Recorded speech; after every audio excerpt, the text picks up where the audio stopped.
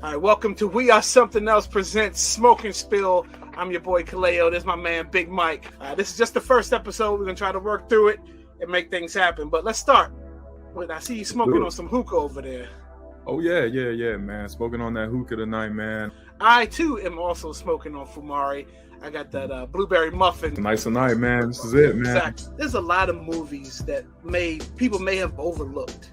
You know, back in those blockbuster days when we used to go on a Friday night, Saturday night, and hit that wall. A lot of people don't know about the wall. You know, it was a good night when you walked in a blockbuster when new movies were released, and you look behind the cover and it was like 4 or 5 copies. Nowadays, everything happens so fast. We get, on Netflix, they drop series right away. You can binge. Everything's all about the binge or quick materials. And a lot of these older movies or older albums get overlooked, or people, they don't talk about them anymore. And so tonight, you and we've done our homework, and we're going to talk about a classic. To me, I thought it was a classic. We're going to talk about Kid and Play's Class Act. Now, people who don't know who Kid and Play were, they kind of ruled the late 80s, early 90s with their movies and some of their music. They came into the game with Salt and Pepper and Her. Came out in 1992. And the simple plot is it's about a valedictorian and like a youth thug kind of thing. Somebody who's in a detention center, in and out of detention centers. They switch identities by accident. This movie is kind of like a staple of my childhood, man. It kind of, it's kind of like one of those 90s movies that kind of just explains it all, man. So it was fun going back and watching it. And I realized watching this movie, it deals with a lot of like things that go on in high school today. You've got the good girl who chooses the bad guy. That deals with bullying. Blade knows Duncan can help him succeed. And wait a minute, if they're seniors, how come they don't? None of the classmates. Nobody knows. Nobody knows who the smartest guy potentially in the area is. Wedge is the high school bully who's probably been there for about 6-7 years. He's definitely a grown ass man, right? Yeah. That's the thing with those 90s movies. That dude was not in high school for real, man. Like that dude was way over. Exactly. Could this movie be redone now to fit nowadays? You know how House Party was redone? Like, could they redo this movie? Trivia about this movie that I found out that this is actually a urban retelling of Mark Twain's Prince and the Pauper. Yep. If you love Kid and Play, if you love House Party, it's worth giving it a try because I think that they did a really good job getting away from the characters, making you believe that this wasn't a House Party movie.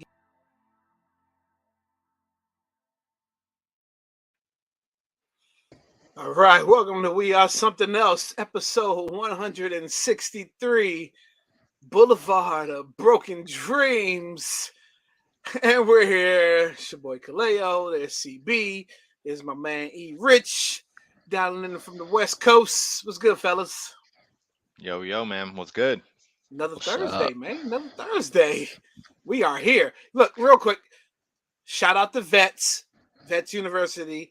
That's my man E. Tomlinson's from Bros Beer Whiskey from Soul Tales. This is his line. So we support our own.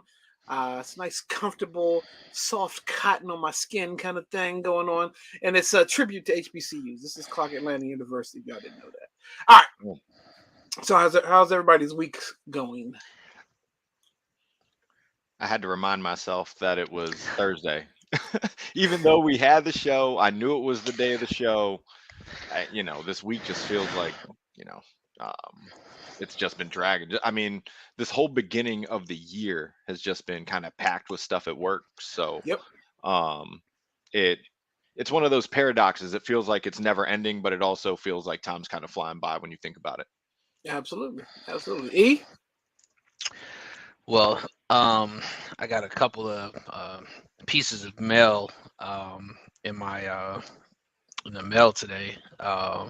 Something pertaining to taking over child support payments for e-commerce. I'm not sure where they came from. No, I had a good show last night. Appreciate everybody chiming in. Listen, man, I think for that, like, it changes the dynamic of the week based upon we're sneakerheads, but we're into music, and I think it helps vibe out.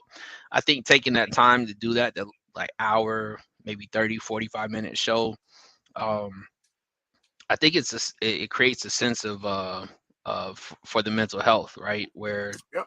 that's what we've been kind of looking for. This was an outlet. I think that's one of them, and it's one of those things where it's like, even though it's like just us, or you might get a couple new people, the comment section still kind of runs the Comment to the gauntlet. comments. You know what I mean? Yeah. And then it becomes then you realize, like, that was your night, but it was a good night though. You know what I Yeah. mean? And Yeah. all jokes aside, like, I'm 100% sure that CB was grinding on some weight set while he was working out during that set, because it was inevitable. Like, I went there last night for sure. Like, everybody was like, Bro, "Yo, he definitely went there last night." I was joking with Calais. I was like, "Yo, if people knew, because The like playlist that was in like their ear what I last night. was doing, like what I was listening to while I was, getting these workouts in, they would have probably looked at me funny, and it was hilarious because that normally would not be at all what I would listen to on leg day. Yeah. Yeah. One, I'm doing leg day to begin with. That's crazy. And then I'm gonna get through the entire joint listening to R&B and some of the raunchiest Yeah. possible. Like, Yeah. okay, You're a so savage if you can lift weights or work out through that playlist. it Any kind builds of song character. music. Yeah. Facts. Yeah. No, you know what? Amp Radio is a great outlet, like you said. It gives us time to, because everybody listens to different music. We all have a lot that's in common, but then we also have some things that we like that other people may not like, but you want to turn people on to or put them on to. And I think Amp Radio also gives us that opportunity just to, again, just to play music, maybe have some subject matter that you at hand, but just really vibe out. I mean, so the music, who's the music for? Is it really for us, or is it for people that we listen to? Because I mean, we're playing everything we like to hear. When we take calls, take requests, which is fun. Shout out to all the creators in Amp Radio. Shout out to E. Tomlinson that goes live on Amp Radio on Tuesdays at 9. Shout out to E. Rich, rocking that, repping that WRSE with his show. What's the name of your show, E? Yeah, It's like a work in progress, ain't it? it's an Okay, evolving. we'll call it that. We'll call it. It's something that we are something else brand though. Okay. Shout out to Sean Xavier also on Wednesdays with Over the Hump, and then also on Friday nights with Exactly for the music. What is it? Radio for the late night owls kind of thing. And shout out to the creator. And then me. He killed me with that first episode, man. He because that show's usually like chiller, like it's It's some Sick'em Buster. and he fucking dropped a Sick 'em Buster song. That shit was dope. dope, and I knew that no one was prepared for that shit. That was dope. And then look, tomorrow at noon you'll have me with the abstract, little lunch mix, noon Eastern Standard Time, little lunch mix, about an hour or so. Tomorrow the vibe is about feel good music. But look, we are here tonight on the pod. Shout out to everybody that's watching, like, subscribe, all that good stuff. Hop in the comments, let me know that you're here, so you can get credit for our participation tonight. But look, with all that said, let's just get straight to it. So this first one I want to call throwing rocks at a glass house. That's right, ladies and gentlemen. This week, live Saturday, Chris Rock had his live comedy special on Netflix, Selective Outrage. And so there was a big elephant in the room. We all knew that. Everybody tuned in to watch what Chris Rock was going to say in response to the Will Smith famous Oscar slap almost about a year ago, right? And he made you wait for it. If you haven't watched it yet, no spoiler. I mean, you no spoilers here, but you probably already seen most of the clips around YouTube. But he made you wait for it. He gave it to you at the very end. But let me tell you how much of a showman or genius this guy is. He tied it all in. Like, it was just one consecutive kind of subject matter he talked about. Then he tied it all in to Will and Jada. All right. So It was about an hour long, and to be honest, my critique. Have you guys seen it yet? I haven't gotten through the whole thing. I Okay. started it. Haven't E? started it. Haven't started it. I, Wow. I watched the Marlon Wayans one first. Okay, I haven't seen that one yet. I haven't seen that one. So Certified full. I'll just guess I have to give you my opinion, and then you can just kind of feed off me what you've seen. Okay, so out of comedy specials overall, wasn't my favorite. He's done a lot of other classic materials that on shows that have stood the test of time. This one was okay. It wasn't his best, but it was okay. But it was all worth it because at the very end, you get what you waited for. You get what you've been waiting for. A lot of people were upset that he waited this long to address Will Smith, right? But I'm like, because it's almost been a year. But come on now, we've got people that hold grudges way longer than that. And to be honest, yeah, it's been a year that right? Because he's been practicing his material on the road for almost like a couple days after that happened. Like he's been working on perfecting his bit. So people who are on the road and now they take phones away, which is smart, you don't get to see the bit as it's in progress. So by the time we get it on Netflix, it's all fresh. It feels like a year. But really, he's been working it on the road for almost a year. So people who've been in those shows have seen it develop. So he went after Will. And the thing is, a lot of people are saying, some of the jokes that he told earlier in the night about Meghan Markle, he attacked everybody. He still, said the Michael Jackson jokes, the R. Kelly jokes. He attacked Meghan Markle, transgender, all that. Typically, I mean, jokes are jokes, right? This is where people get up in arms. Like you go to a comedy show to laugh. You get his performance, and then you're upset at what things he said. Jokes is jokes, right? So, anyways, but yeah, people are saying that now they've seen it. Will Smith deserved to slap him. He deserved that slap. Well, first of all, let's break that down here. What Will Smith did to Chris Rock is assault on live television. That's assault. He didn't get arrested. Chris didn't press charges. Nothing came of it. Let Chris take the slap, work on his jokes, and drop the mic a year later. So let's get you guys' opinion. I've been talking for a while here. Are you going to watch it? Y'all got to do your homework. So who are you going to watch it, CB? I mean, yeah, I've started it. But like you said, since he doesn't front load that joke, I haven't gotten to the specific bit. But I mean, who are people to be out here and criticize his own timeline for dealing with this anyways? You know what I mean? So Chris Rock just in general is one of my favorite comedians of all time. So, I'm always give one of his specials, at least the customary watch and everything and see what it's all about. So on it, like, it's two grown ass men. One got slapped on live television. It showed up on my Bleacher Report MMA feed. That's how you knew stuff was crazy. And here we are a year later, and it's a little bit easier to joke about it. Like he's joking about it, so I feel like people could loosen up. So Sean says that Chris looked uncomfortable, and then it says for the first time Chris is the victim and showed it in that set, and he said it wasn't funny. Now, I get all of that. Definitely says it wasn't one of my favorites because a lot of the jokes were hit or miss. You kind of do get tired of the Michael Jackson, R. Kelly jokes. I mean, I think that was that's like a comfort zone for him because those are easy jokes if you want to build a set. But yeah, it wasn't my favorite. Like it didn't flow well like Bring the Pain or a lot of the other ones when he was younger. But it was okay. It was okay. So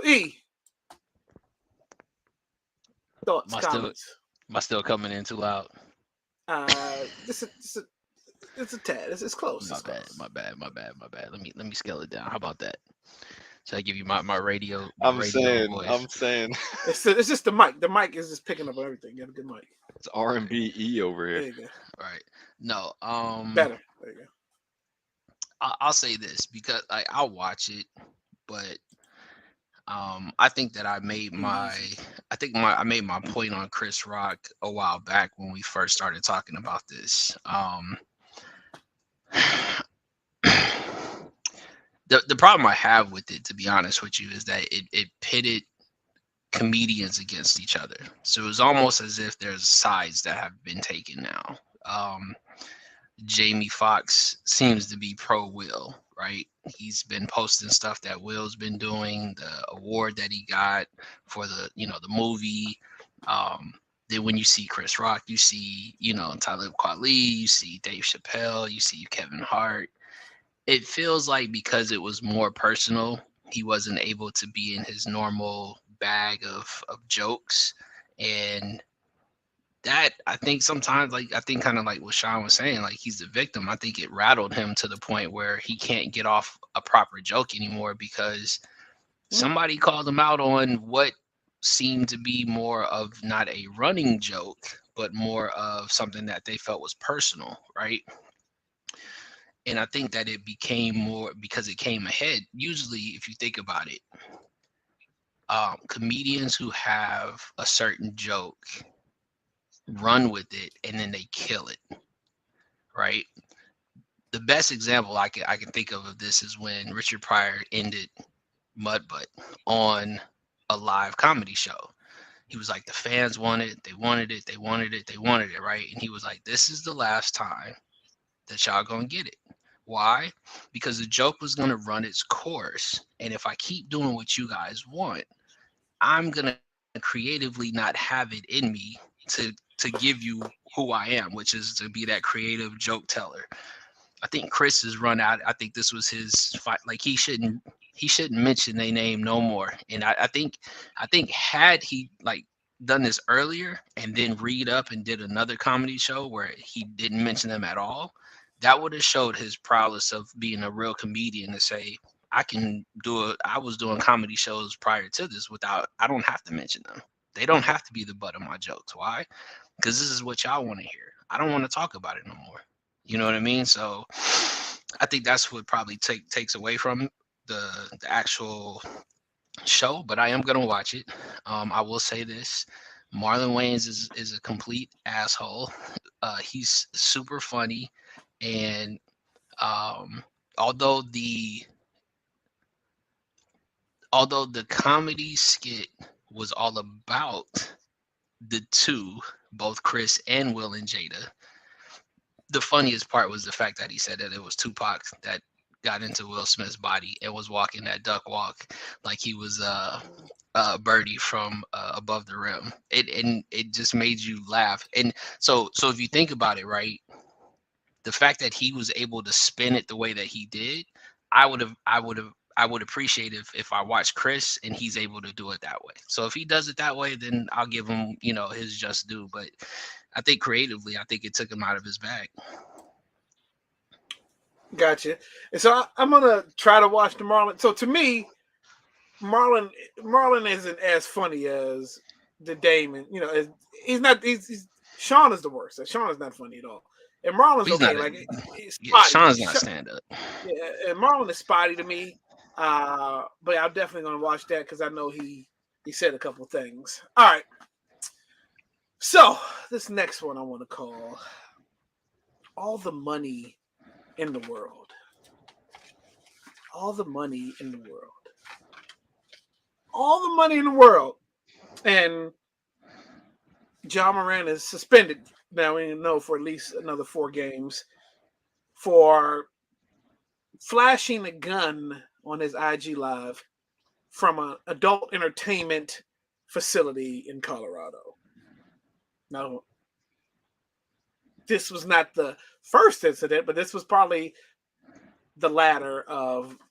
This was the straw that broke the camel's back when it came to the job, because leading into it, we had got the red beam incident from the team bus, and then we'd gotten the beating up of the 16-year-old at the pickup basketball game in his backyard.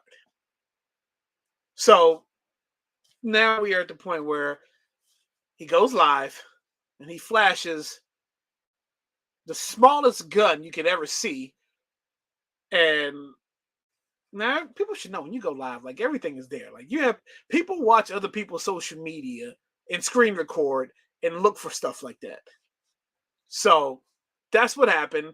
And he was out. It was an indefinite kind of a suspension at first, but now it's 4 games, it looks like. And looks like he will not be brought up on charges. And yeah, so this is the big elephant in the room is everybody's teasing Ja because they know he's not about this life, right? That's what everybody's been saying. You know, he was born and raised in the suburbs, and he's trying to be hard, right? By doing all this bad stuff, or whatever. You know, he made it to the NBA. Now he's the first guy to try to make it out of the NBA. No, he's not. There's other people who've done, just as bad or worse. But the fact that we're living in an era of social media, everything is there. Now, let's go to you guys. How do you guys feel about this? I mean, is the NBA right for the suspension? Should it be longer? First of all, it will be longer if the NBA finds out that gun was in the arena. Let's be honest about that. That's we're talking about longer term suspension there. But let's just start with that. Let's get you guys' feelers on that. I mean, we've all kind of, well, I'll preface it this way. We've all played sports. There's always that one guy that thinks he's, AI's second cousin. Or somehow he's attached to Agent Zero, Gilbert Arenas' pedigree. But then you sit there and be like, bro, you was in the same class with me and, Miss Jenkins, you know what I'm saying, in 5th grade, bro. Like, I know where you live. Like, you live down the street from me. And I for damn sure didn't live in the hood. You know what I mean? Like, it's one of those moments where it's just like, but he's young. And I think what it comes down to is his surroundings, right? Because we all had those, those friends that did grow up a little bit harder than we did. And we took them along with us. They got a peep about our lifestyle, but we also got a peep of theirs. And, you are a product of your environment doesn't mean that just because he's from the suburbs that he didn't pick up on a lot of things that he was around, which, those friends tend to do. But for that, I don't know I think the punishment wasn't the NBA assessed the punishment that I thought was very light. And I say that coming from an old school mindset of, like I said, of the 90s. I mean, I think what was it? Sebastian Telfair, like the whole Portland Blazers situation, like, and they almost suspended them for the rest of the season, and that was on some. They weren't even in the arena; they was on a plane. Like, the NBA don't own the plane, but you know what I mean. Like, it's selective, but because he's a superstar, because he brings in ratings, because he's in a small market that can potentially, dominate. Is what it is. So here we are. We're talking about it, and ultimately, though, I will say this though. At the end of the day, because he's still young, I hope he sees his ways and understands that this would be the biggest fumble of a bag if he doesn't get his shit together. Quintuple, man. Right on time. CB. Man, the suspension's fine, I guess. Yeah, it might be a little bit on the light side. It looked like the piece that he had was also a little bit on the light side. I think someone on Twitter called it the mini cricket or something like that. The internet, as we know, is undefeated. And, to that point, like Kaleo, me and you have been out in an establishment, gone live, and the intent wasn't just for us to go live. It was for other people to see what we were doing and to, to some degree join in what we were doing. You're Ja Morant, you're going live. there's intent there. You know what I mean? So Mind you, there's at least about 3 different phases of buttons you have to hit before you go live.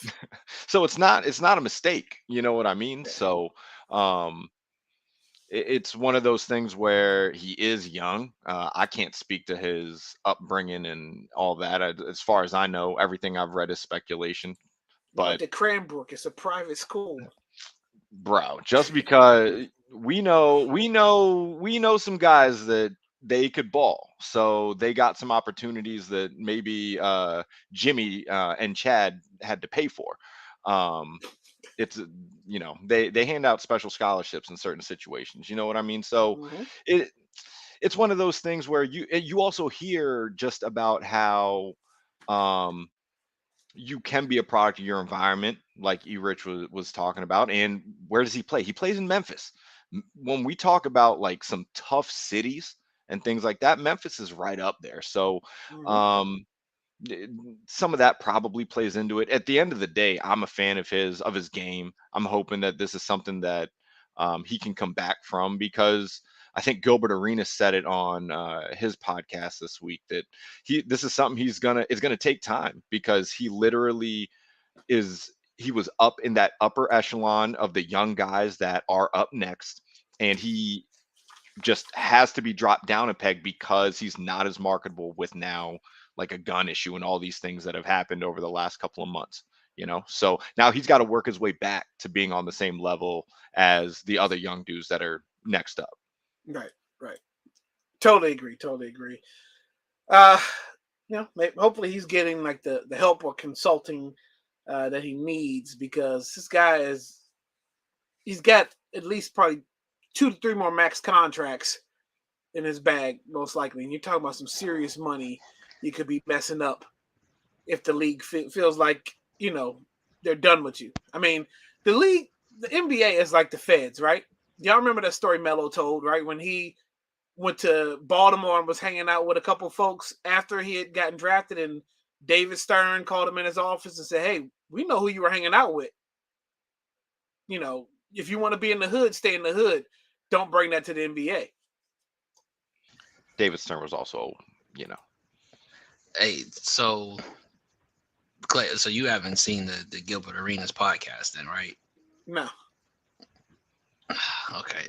One of the things that he said on there, I guess the question I would have is, so I guess it's his co-host, and I forget his name, asked what would it take for him to rectify the situation. And Gil literally said it's gonna take about 2 to 3 years. You're not gonna don't talk about it when they ask you, the reporters. He also hit him with this. You gotta ball out. And this is the one that really got me. He said you're gonna have to cut your hair. You're gonna have to be clean cut. You're not gonna have. You already have the tattoos. The hair is the resemblance of somebody who's out here, the culture of doing what I want to do. And I thought it was interesting, but ultimately, if one guy to listen to, Gil would be the guy, because the shit that he went through and the era that he came out of.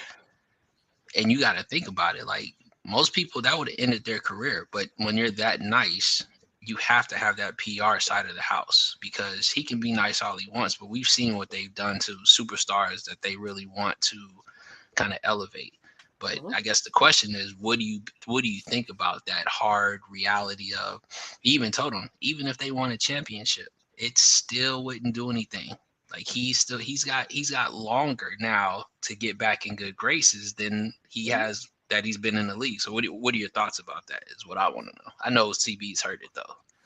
No, I agree with that.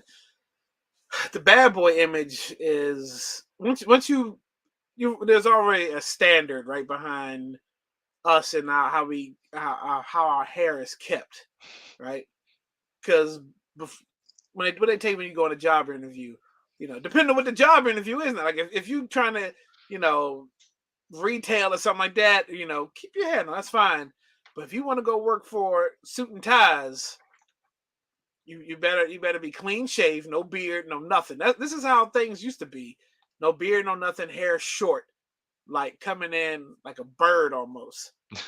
But as you see how I go to how all of us go to work now, things are different. You can rock the beard, you can have the long hair because the culture is different, right? It's more accepting in certain places.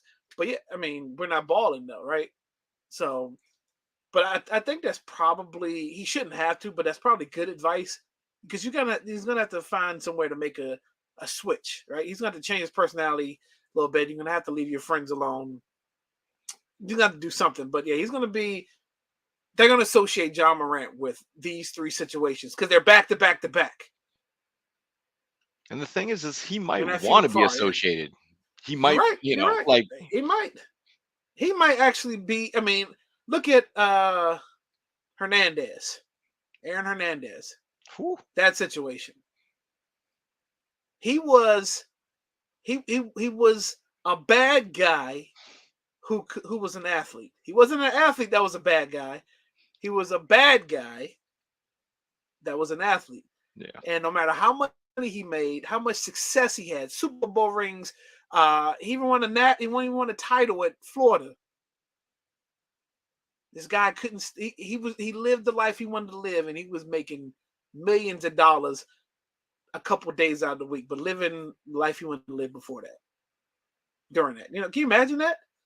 So this could be who he is. People give you signs of who they are, and money only amplifies who you are, right? Shout out to Dylan Brooks, who's probably mad that he wasn't able to get this much love as the bad guy on the team. Huh? Everyone hates him.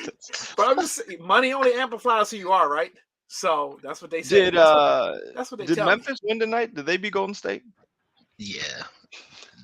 But it was I think they were up like 20 something. They had a They ran back-to-back, small I right? saw it got closer. Closer. Yeah, They had a back-to-back, right?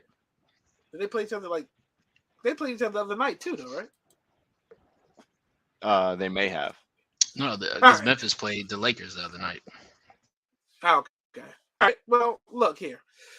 This next one I want to call.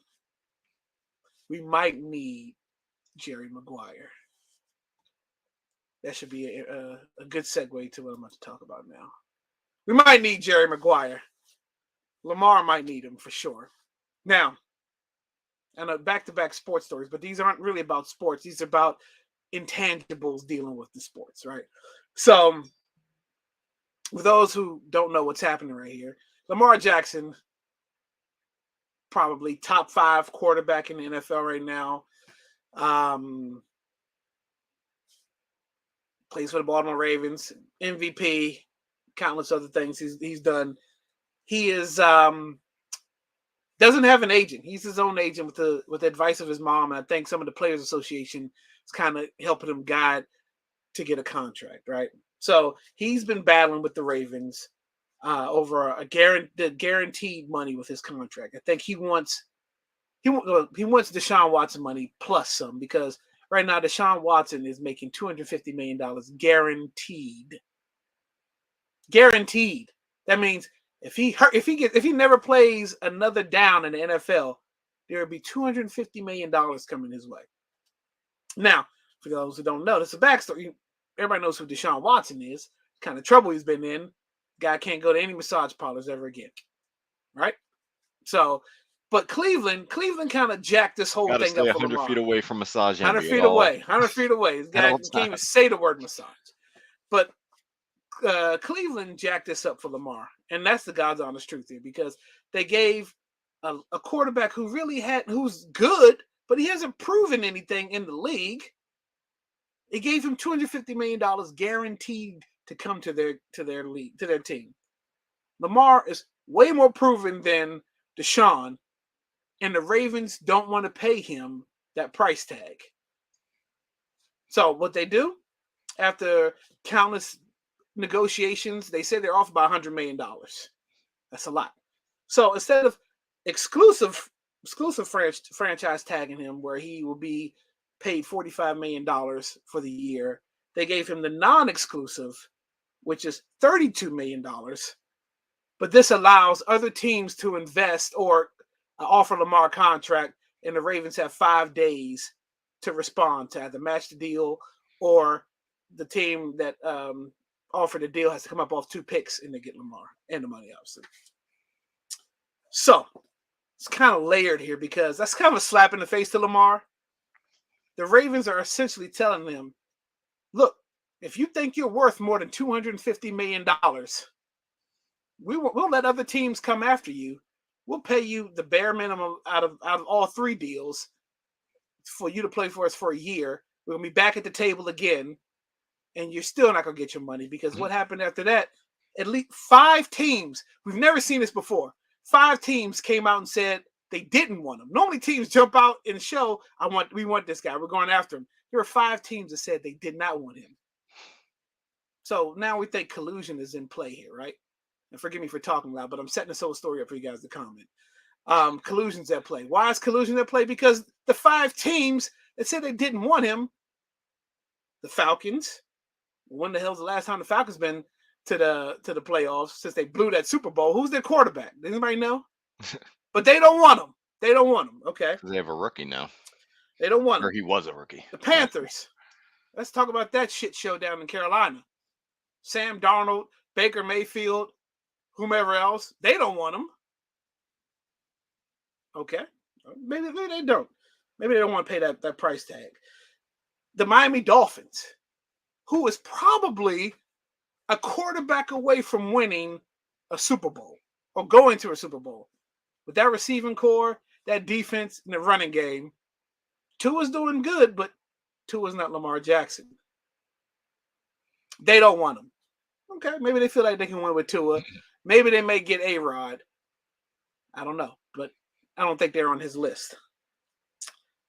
The Raiders. Oh, I'm saving the best for last, CB. The Raiders. The Raiders don't want him, who are, again, one quarterback away probably from winning or going to a Super Bowl. In a tough division where they have to play Pat Mahomes, Russell Wilson, and who's the other quarterback? San Diego, right? Herbo. Well, L.A. Yeah, Herbert, yeah. They don't want him. Okay. All right. Best for last. The Commanders, who God knows have had quarterback issues since Doug Williams. Maybe Brad Johnson. Maybe I'll go as far as Brad Johnson. Because Brad Johnson did take him to RG3 maybe. But RG3 didn't live up to the hype after that 1 year. 2 years maybe. They don't want him. Okay, maybe it's because the ownership thing is getting ready to happen. Okay, fine. They don't want him. But they just got Eric Bieniemy, an offensive coordinator who is out to prove that he's worthy of a head coach. And he helped lead Pat Mahomes to a Super Bowl. Why not give him the quarterback that could probably do that for him? They don't want him. I smell a rat. I've said a lot. I've set it up. All right, let's do this one. Let's just have at it. I mean, Lamar is, full transparency, my favorite quarterback in the entire league. So my response and how I feel about this entire situation is biased. And we know, just from the collusion standpoint, we know that collusion in the league exists, because when the, at the time, Redskins got hit with cap penalties because they went over the cap in an uncapped year. You know how that you hear that statement and you hear how that doesn't make sense, right? So we know that collusion in the league exists, and I think that this is more of a reaction of the league being pissed off at Cleveland, He's getting the because here's the thing: like, people want to make an argument, like they bring up some of the deals that supposedly have been offered to him that he's turned down. And each one of them look like less money, less guaranteed money than Deshaun Watson and Kyler Murray, who, last time I checked, neither of them are the 2019 NFL MVP. I don't think either of them have won a playoff game. I don't know, man. Like, how can you sit there and say that this dude isn't worth at least what those dudes are getting? So don't, like, I'm not gonna take that side. As far as the team, like, I really do think it's coming down to the teams not wanting to set this precedent or keep this precedent going of guaranteed contracts, because that's kind of how the NFL gets by, They're the only league that does that, by the way. Basketball guarantees, Right. baseball guarantees. Right. And it's a little bit different in basketball. Your teams aren't as big. You have less players. So there's a bigger pie for less players. In baseball, there isn't a cap. So, you can kind of just do whatever. The NFL is the worst combination of the two. You know what I mean? So it's one of those situations where they really it's kind of been, you can get the fully guaranteed contract, but it's shorter term. You're talking like a few years. Whereas it's probably clear that Lamar's asking for probably more than like a 3-year deal, which makes sense. But as far as I'm concerned, he's worth it. It pisses me off that the team that I root for jumped at the fact to throw away some picks and pay $30 million to Carson Wentz last year. But you think about how much the Broncos gave up for Russell Wilson, it's less than 2 first rounders. It was more than 2 first rounders. So getting Lamar Jackson is cheaper than it cost the Broncos to get Russell Wilson, and they paid him. So you're going to tell me that Lamar Jackson, who's 26, already an MVP, that he's not worth this money? And we know what position is most pivotal and critical on a football team, right? And before you go, E, so other things to think about. Maybe you'll tie this into E. So it's getting ready to be a us versus them, right? Because the owners don't want the precedent of paying this guaranteed money, but Joe Burrow's getting ready to come up on a contract too. Oh, you think those owners, he's getting ready to come up on a contract too. So he's watching what's happening with Lamar here. If they non-exclusive tag Joe Burrow, that anybody it would just be offers coming out. You know what I mean? Left and right. So it is going to be us versus them. It's getting ready to happen, and somebody else is due for money too after Burrow. There's somebody else. Well, because we're going up with it's like Burrow, Herbert, and Daniel Jones just got paid for. Bro, you're telling less me of a year. All right, I gotta stop. Go ahead, E. So I'll pick up where CV was getting ready to go into a tangent. I'm going Maybe to read off. Cut his hair, E. I'm gonna read off some numbers to you. Okay, go ahead. Derek Carr is making $30 million for the Saints. Kyler Murray. This is for the up and coming year. This is for 2023. Yep. Kyler Murray, $39 million.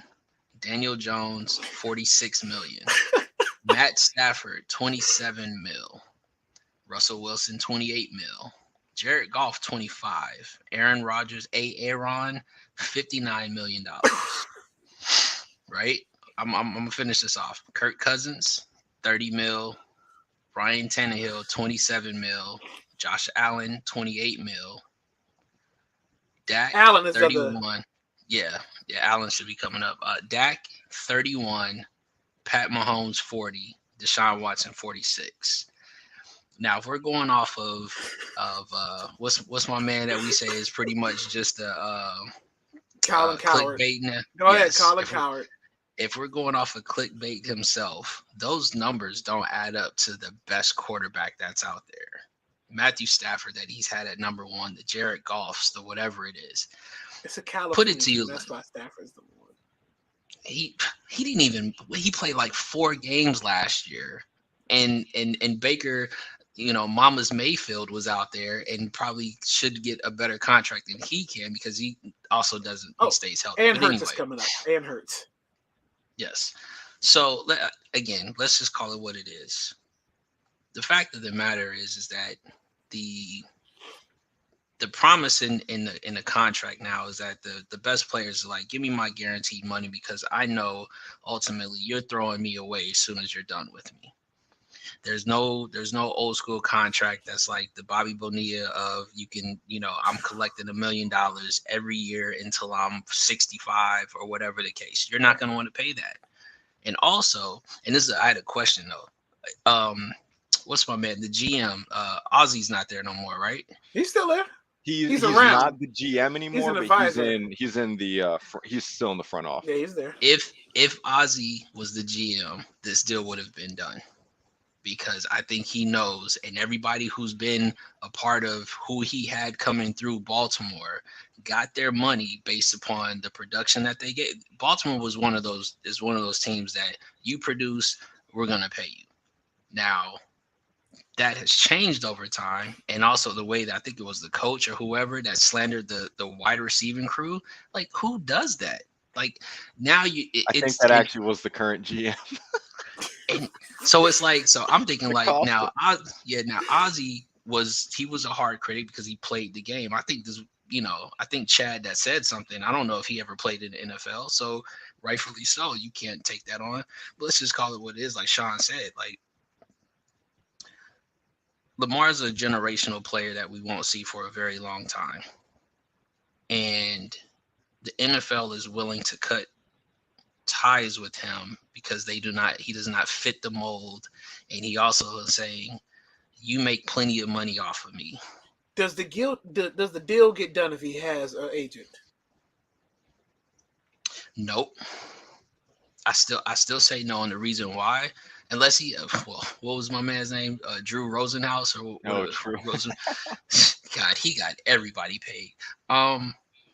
I don't think it does, because ultimately what happens is it's that guaranteed word, right? The only other word that comes next to that is with the no trade clause. Those are the two highest things that you look for. I mean, that goes in any sport. I mean, hell, what was that? The bird rights that they had in the NBA. Like, players was taking less money to sit there and say, but I want that in my contract. So the question is what is his plan B option, right? If I can't get, if I'm, let's say I'm 10 million off of guaranteed money, can you throw something in that contract that stipulates something that at least solidify me to say I'll be all right with this? The question is probably no, because he's like, why would I bargain my own career when if I get hurt, you're done with me? You're gonna bring somebody else in, or you're gonna try to trade me to a non team that ain't worth shit,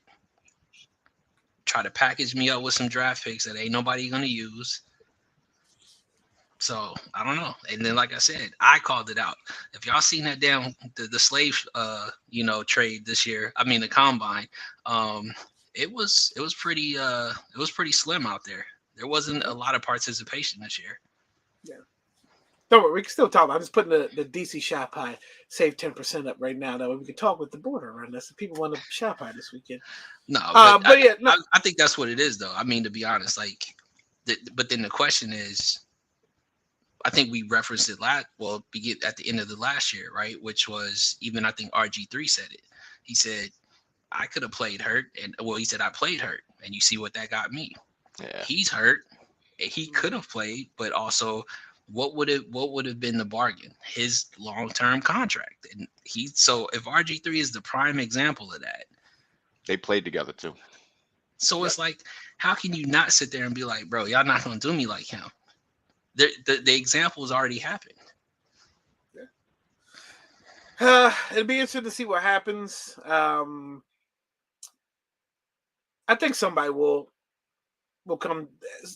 The precedent's going to be set one way or another, because if Lamar takes less, I still think the tag is going to be high for the other four that is getting ready to get paid.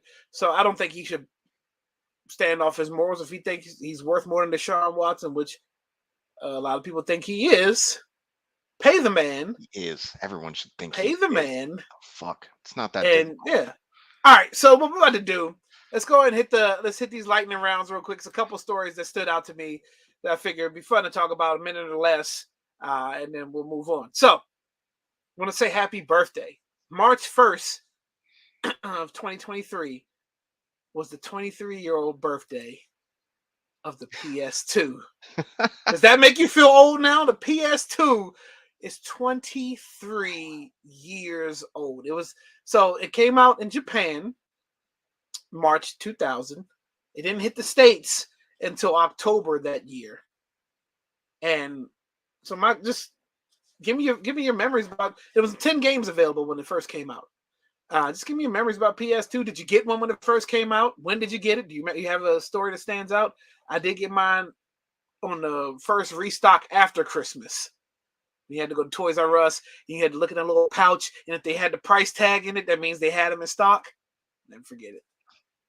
So let's talk about the PS2. Number one selling gaming console of all time. My family had at least 3 of them. It doesn't make sense, but we did. So, yeah, we actually still fire this up from time to time because they have the best Maddens. That was that era. Go ahead. Second best console that they've ever come out with. But for sure, a game changer. Yeah, we only had one in my family, and it was I got it off the the second restock, not the first one, but the second one. Yes. Yeah. Yeah. I think the first thing I had for this, I think everybody had the Madden. I was trying to find out who the first Madden athlete was on the PS2 game covers. Eddie George. And I thought that may have sounded right. Was Eddie George, but yeah, PS2 turns 23. All right, next story. For my dessert lovers out there, Baskin Robbins has a chicken and waffles flavored ice cream. So the ice cream is, I guess, it's kind of a maple base, but it's got like the consistency, like chunks of what could be chicken, but then they put over top of a waffle. So for all my chicken and waffle lovers and dessert lovers out there, does this make you want to try Baskin Robbins chicken and waffles ice cream? Fuck no. Take this shit off the screen and tell Baskin Robbins I said so. GTA was tight on there. This was set up for Is It Just E, honestly. But I love chicken and waffles. I love ice cream, but I don't think this is it, man. Like, nah. That's not it, huh? Nah. That sounds horrible. Ice cream over top of a waffle? It's not the ice cream over top of the waffle. It's chicken inside of ice cream. Yeah, I don't think it's real chicken. I just think it's like whatever. It's supposed to be. It could be the flavor god stuff. You never know. Whatever. Yeah. All right, but look, speaking of flavor gods, look, let me tell you about these flavor gods. These pizzas. You got steak and cheese. You got salmon pesto. You got probably the sausage and pepperoni. DC Shot Pot, official pizza that We Are Something Else podcast. We love Shot Pot Pizza, deep dish, Chicago deep dish. Holla at my man Grant. Use our code WRSC10.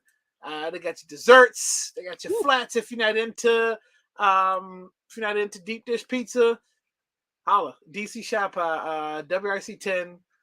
Tell them We Are Something Else sent you.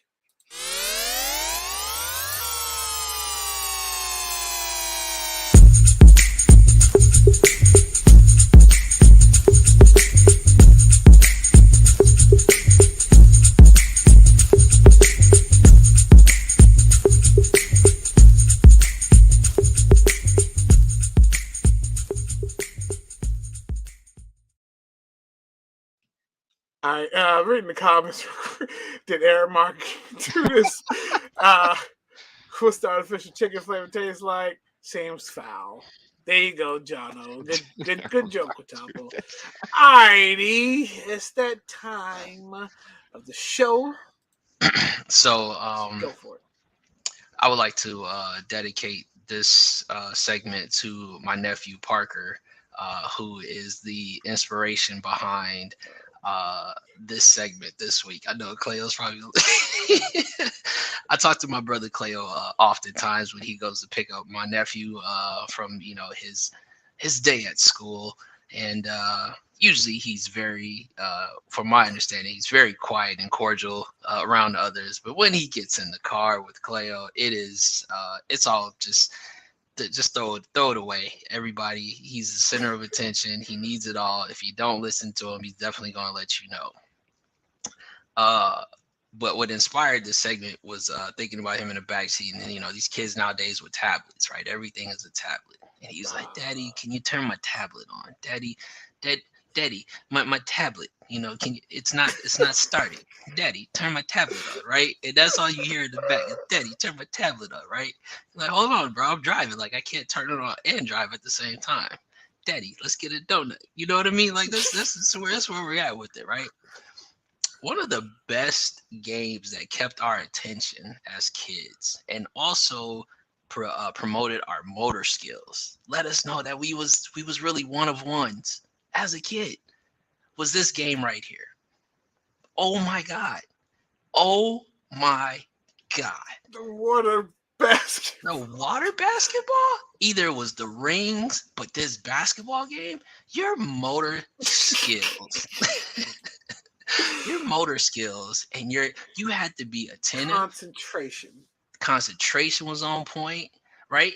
And I remember to this day, Ma Dukes looked back and she was like, I thought you were asleep. Nope, I'm in the back making sure that I get all 3 in a row before I put this game down. It kept me quiet on the way home. If I wasn't asleep, I was playing the water green game. This right here, this is everything. Shout out to whoever, I think it was Fisher and Price. I don't know who made it, but shout out to them. And yeah, that one time, listen. The crazy part is you knew you was dope when you got it lined up and you pressed that shit hard enough to where it went in on the first go round. You knew that you was the shit and you would put it down. I don't even need to play it no more. That's it. I did it. So shout out to this. Listen, man, I want my nephew Parker to play some of these classic games. I think that he would enjoy them. It would probably keep him a little quieter. I know it's not a tablet. I know nowadays they probably got the shit on the tablet where you press the screen and act like it's water. It's not the same. You got to get the whole effect. You get the bubbles, and then you realize you leave it in the damn car, and the sun evaporates the damn water. Now it's halfway in there. It doesn't even work.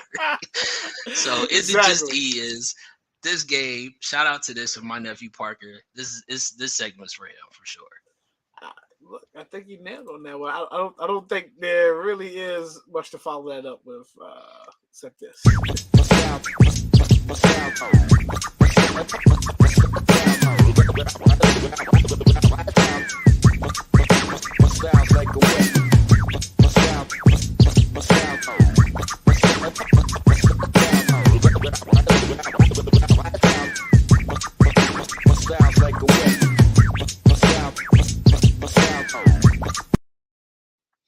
Real quick, I just thought about something.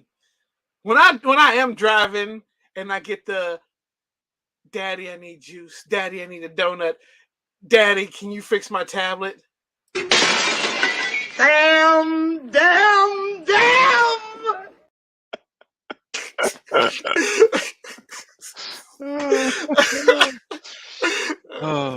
how I feel. The water basketball game though is in the road trip like game Hall of Fame. Like it's definitely on there. All right, CB, what we got for that copper drop? All right, so couldn't pick just one. ASICS, a Japanese company, they are doing a Spring in Japan pack. These drop tomorrow. These are the Gel Light 5s. 4 colorways, as you can see. From what I can find, like every place has like different names for all these colors, but salmon, pink, banana cream, and then probably my personal favorite, sage. But these joints are going to be $130. They're Gel Light 5s. They drop tomorrow on the ASICS website. And there may be a few other retailers, but how do y'all feel about these Gel Light 5 Spring in Japan's? $130. You copping or dropping? For sure, a cop. I think that it's a good spring shoe. I think it's one of those. It's a good switch up. Again, we're definitely pro Adidas and Nike on here and all of that. New Balance. These ASICS is a good switch up though. And really, I think you can't even miss on whatever colorway that you go for. And then again, we always say it. It's all about the person who's wearing the shoe. Yep. So. Yep. Totally agree. I'm a colors guy. I love the coloreds. Never mind, stop. This guy. No, all these collabs or colorways are dope. And it'll make me very upset if I don't get my hands on any of these. It's 4 pair.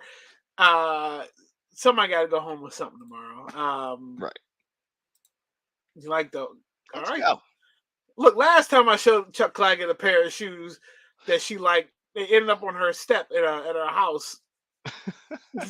Well, in her size. Yeah. So yeah, these are dope. I'm interested. Hopefully, yeah, we can make it happen. So it's 10 o'clock. Asics does 10 o'clock release too. They normally do, yeah. All right, cool. All right, let's go ahead. Let's get into it. Show some sneakers. Yeah, if it's your first time tuning in, like and subscribe, all that good stuff to our channel. And well, we'll get into all the promo stuff later. But yeah, hit us in the comments. We appreciate everybody for watching tonight. We always wrap up with sneakers. All right, E, what you got? Oh, old school box. Can't see it. Can't see it. Can't see it. Can't see it. Can't see it. There it is. There it is. There it is. Just because you've inspired me to go dig in my just the vault. Not Puma, but yo, Sean. Okay. There you go. There you go. Dig in the vault. Shoes that have actually been worn. I showed the all red, the suede 5s, and I saw that they were getting ready to release these the Carolina version of these again, allegedly, right? Because I think everything now is all about allegedly. Just allegedly. But for sure, I used to wear the shit out of this shoe, and then I also have to make sure where I'm actually heading to in the city before I put these on my feet. Yes, it's appropriate. You got a wow. You got a nice. Yo, let me tell you this. Shout out to Sean Xavier for pissing Earl off on the podcast last week. Earl jumped in our DMs quick, and it was like a event session last week. If it's true, if it's true that Sean Xavier purchased what he purchased for his sneaker collection, look, we all are who we are with our sneaker collection. If that's the case, if you copped your Grail, if that's your Grail and you copped it, shout out to you for copping that. But you really pissed your boys off with that purchase last week. I'm just waiting for the pictures. All right, I'm gonna go next. Look, I saw these, had to have them because when I was a kid and they originally released, I missed out on them. So we got the All-Star 13s. Boom. I got the He Got Games, which is probably my favorite colorway out of the 13s, but this was next. And then I think the black and red ones were close, but the black and red ones had like the netting right here, right? Just like the Flints did. This is all leather. Yeah, shout out to the folks that got me these. They know who they are. Carbon fiber at the bottom. Must be nice. Carbon fiber at the bottom. Good, reflective, all black, solid shoe. I was interviewed today, and then at the end of the interview, the interviewer asked me about these. So yeah, we'll maybe follow that up later. And also, look, it matches my Vets University hoodie. Shout out to my man E. Tomlinson. Did you take the plastic off the hologram? I did because it was already wrinkled. If it wasn't wrinkled, I wouldn't have took it off. Yeah, check E's story on Instagram. But you guys can see the jersey that I'm wearing. The Premier League soccer team that I follow beat their arch rivals this past weekend, 7-0. It ties the worst defeat that Manchester United's ever had in their history. Y'all know that I got these when they released, which are the Liverpool Hirachis, which kind of go with their McDonald's looking third kit that they had. But this isn't what I'm showing off. For sure. Because I got the LeBron kit. I got the LeBron Air Max ones. So the Liverpool LeBron. Shout out to Snickers app for effing up Air Max ones. my bed. Apparently it was like real. I felt like it was. I didn't. I went into this drop thinking it was gonna be relatively simple. For me, it was. Anyone, I guess, that wears larger than a 10 or a 10.5, they were out of luck. But these joints are dope. You know, I'm an Air Max 1 fan. I'm a LeBron fan. You know, Liverpool fan. Was there ever a question that I wasn't going to get these? Those are dope. Those are dope. Yeah. So dope. I'm under my collection, but sneakers that had, they had to do what they did what they did. Yeah, we all knew it. We all knew where it was going. But you see the slight flex? He showed 2 pairs tonight, and everybody knew. Nobody paid attention. He showed 2 pairs. All right, so look, let's plug it's it. It's like those PlayStations that he plugged. That he had 3 of them. Exactly. Everybody else had 1. 3. Look. You gotta blame my pops for that. He would, one with he would one move, controller. buy another one. It's like, Dad, nah, you just get the other one. You just get the old one. And so it just ended up being my brother had one, I had one, my dad had one, and then my dad left his at our house. So then me and my brother each had 2. All right, so let's go ahead and plug this up. I want to thank everybody for watching. We appreciate you. Like, subscribe to our YouTube channel. We just 3 guys just trying to make a living off of this stuff. Oh, by the way, look, CB, I saw that those shoes were leather, right? So what goes good with leather, we know creases happen. But so instead, why have your shoes crease when you can buy these crease beasts? If you don't know what crease beasts are these. They stop your shoes from creasing. All sneakerheads hate creases. So you get the little sock that it comes with. You put the crease beast, the foam inside of it, and just wear it on like the tip of your foot, and you put it inside the shoe. Stops your leather shoes from creasing. It's an amazing invention. It's like $20, and they got crease beast thins now. For like me and CB was talking the other day, for like it's hard to get these inside of Dunks. So now these are they're like half the size, like cut in half. Crease beast thins. It's amazing. But yeah, look, it's a non-sponsored ad, people. Cut the check. We're like Lamar Jackson. We'll take anything. So it won't be no negotiation war. It won't be. Look, the first deal done. But no, look, shout out. Catch us every Thursday here. The homie Sean Xavier and Hot Seat Podcast. Check them out wherever you get your podcasts from. Wednesdays on Amp Radio, Fridays on Amp Radio. He's there as well. E. Tomlinson, Tuesday nights, he's killing it. E. Rich, Wednesday nights, he's killing it. And Friday lunch hour, midday, for your little midday pleasures, I'm killing it.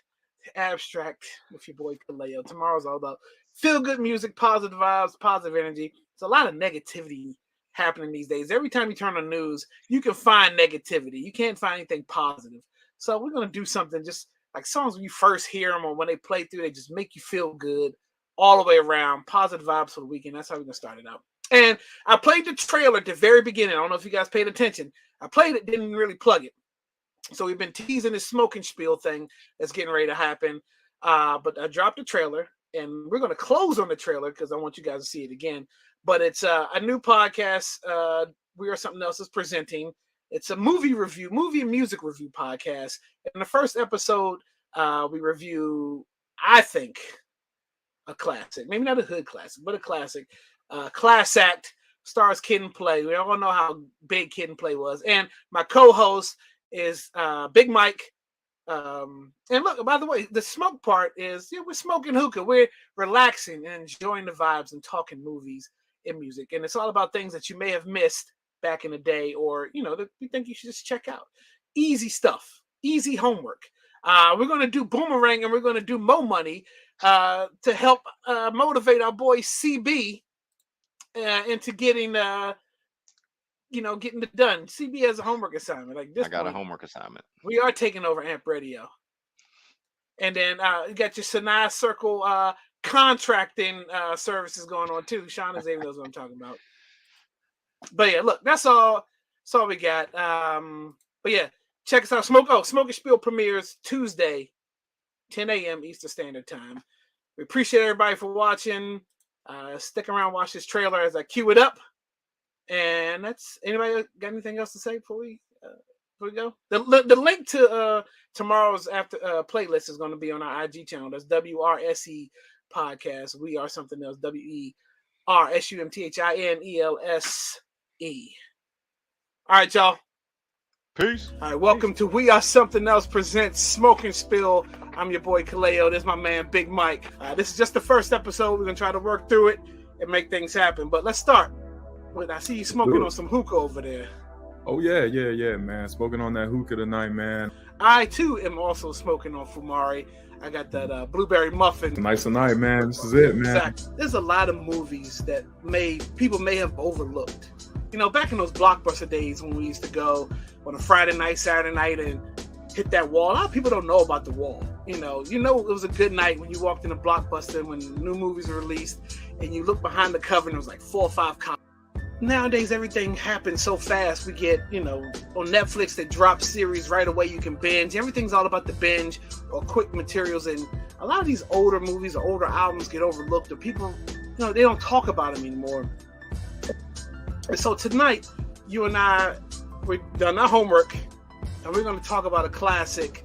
To me, I thought it was a classic. We're going to talk about Kid and Play's Class Act. Now, people who don't know who Kid and Play were, they kind of ruled the late 80s, early 90s with their movies and some of their music. They came into the game with Salt and Pepper and Her. Came out in 1992. And the simple plot is it's about a valedictorian and like a youth thug kind of thing. Somebody who's in a detention center, in and out of detention centers. They switch identities by accident. This movie is kind of like a staple of my childhood, man. It kind of, it's kind of like one of those 90s movies that kind of just explains it all, man.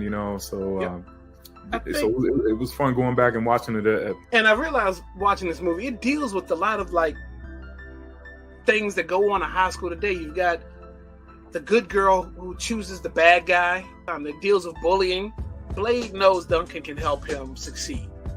And wait a minute, if they're seniors, how come none of the classmates? Nobody knows.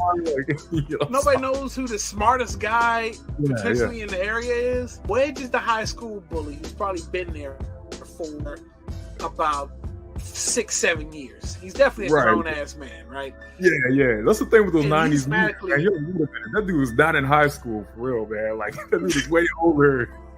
Exactly. Could this movie be redone now to fit nowadays? You know how House Party was redone? Like, could they redo this movie? Trivia about this movie that I found out that this is actually an urban retelling of Mark Twain's Prince and the Pauper. Yep. If you love Kid and Play, if you love House Party, it's worth giving it a try because I think that they did a really good job getting away from the characters, making you believe that this wasn't a House Party movie.